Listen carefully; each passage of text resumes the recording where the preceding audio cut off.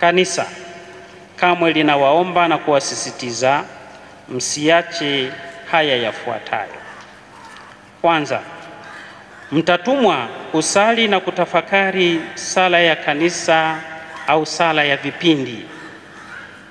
Na hivi kwa sababu mmeshaweka viapo vyenu juu ya jambo hili, kwa siku yoyote kuanzia rasmi leo baada ya kuwa mashemasi, ukishindwa sala ya kipindi kosa tena ni dhambi na ni ya kuungama. Jitahidini kupanga ratiba yenu vizuri na ya uhakika ili iwapatie fursa ya kusali na kushiriki mambo mengine yanayotakiwa. Mlipokuwa seminari mliongozwa na ratiba, na ratiba ilifuatiliwa kwa sababu alikuwepo mtu mwingine juu yenu aliyewakumbusha wakati wote juu ya kusali. Mnapoanza kuingia katika hatua hizi, wakati mwingine ratiba unapaswa kuitengeneza wewe mwenyewe kichwani, na hasa mkipata bahati mbaya ya kwenda sehemu ambazo jumuiya ni wewe mwenyewe. Jitahidi usijiruhusu kurudi nyuma kwa namna yeyote, ila weka ratiba yako vizuri na jitahidi kusali, kwa sababu hapo ndipo unapochota nguvu kwa ajili yako, lakini pia kwa ajili ya hawa wote au ulimwengu mzima. Kanisa litawaomba mtoe au muadhimishe sakramenti ya ubatizo. Linapofanya hivyo, lina maana, lina wahitaji. Mtumie vyema fursa hiyo, na mtakapopata nafasi ya kufanya hivyo, msiwe na sababu ya kujitetea. Nendeni mkawabatize watu, kwa sababu kwa hiyo ninyi pia mmeitwa na mmefanywa kuwa mashemasi. Busara itumike katika uadhimishaji wa sakramenti hii. Msikilize mkubwa wako anasemaje. Msikilize anakuambia nini na anakupa maelekezo gani. Lakini kwa sababu tunao wakubwa walio wengi hapa ambao nafikiri wapo hao watatu watakaopata bahati ya kuishi nanyi, basi nawaomba tutumie ile kanuni ya liturujia inayosema kile ambacho wa chini anaweza kufanya wewe wa juu usifanye. Mpe nafasi ya kufanya, ya kuzoea kuingia katika hiyo, lakini pia kuionyesha jamii kuwa umuhimu na uzito wa daraja alilolipokea. Tusitoke tukaamua sasa ubatizo wote wetu, ndoa zote zetu, na kila siku jambo ambalo shemasi angeweza kulifanya. Lakini lingine pia, mtaitwa kutunza na kugawa ekaristi takatifu. Mtoka katika hatua hii ya kuwagawia watu mezani chakula cha kawaida, sasa mtagawa chakula cha kiroho. Watunzaji wa karibu pia pamoja na mapadri, lakini ninyi mashemasi pia mnakaribishwa kwa namna ya pekee. Heshimuni, thaminini juu ya uzito wa kazi hiyo na wa sakramenti hiyo. Isichezewe kwa namna yeyote, wala watu wasikufuru kwa namna yeyote. Wafundisheni, waelekezeni, kwa sababu hiyo ndiyo kazi yenu. Mtatumwa katika hilo swala la ekaristi takatifu kuwapelekea komunyo pamba waamini walio wagonjwa, mkiwatangulia kwa maneno yenu ya faraja, na pia kuwapatia Yesu ambaye ni mganga wa roho na miili yao. Usijisingizie huduma hii kwa mgonjwa, liwe ni hitaji la muhimu na la haraka.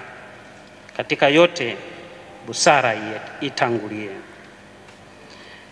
Lakini pia mtatakiwa kusimamia na kubariki ndoa takatifu kwa jina la kanisa.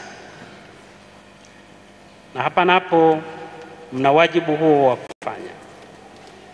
Katika ulimwengu geugeu huu zipo ndoa za namna mbalimbali. tumieni busara. Kanisa linafundisha ndoa iliyo ni kati ya mwanaume na mwanamke.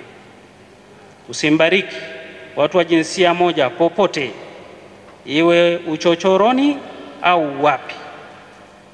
Hiyo sio katika kanisa.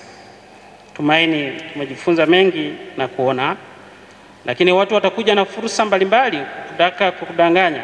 Jiepushe na vitu kama hivyo. Mtatakiwa kuwasomea na kuwafafanulia maandiko matakatifu waamini. Ukipata nafasi hiyo, ukipewa nafasi ya kuhubiri, fanya kazi vizuri na kwa upendo mkubwa. Aidha, mtatakiwa kubariki watu na visakramenti, na katika kubariki hapo hapo angalia unambariki nani na kwa wakati gani na wapi. Fanya kama kanisa linavyofundisha na kuelekeza katika mambo yake yanayohusu baraka. Lakini pia tutatakiwa kuongoza ibada za waamini. Tunapokuwa katika maadhimisho mbalimbali, shemasi yupo, wewe ndiye wa kuongoza sala za waamini. Mara nyingi shemasi yupo, lakini wengine wanakuja kufanya hiyo kazi. Kanisa linatufundisha, kutuhimiza na kututaka sala za waamini ni za shemasi kama yupo. Kama hayupo, basi usome, inawezekana pia. Lakini kama yupo, tumpe fursa hiyo, ni haki yake ya msingi. Na pia tutatakiwa kuongoza ibada za mazishi. Hizi na zenyewe zinaanguka kati yenu, kwa hiyo ibada hizo mzifanye vyema kwa kuwasindikiza waamini wetu waliokula mwili na damu pamoja nasi katika altare ya Bwana, na sasa wanaondoka. Wapeni buriani kwa kusindikiza amani na upendo. Haya ni baadhi ya mambo ambayo kanisa linawaomba na kuwahimiza kuyafanya, lakini yapo ambayo kanisa linaomba na kuhimiza msiyafanye. Kwa namna yoyote usiadhimishe misa takatifu. Kama ukikaa hapo mbele unaweza, kwa sababu hatua hiyo wewe bado.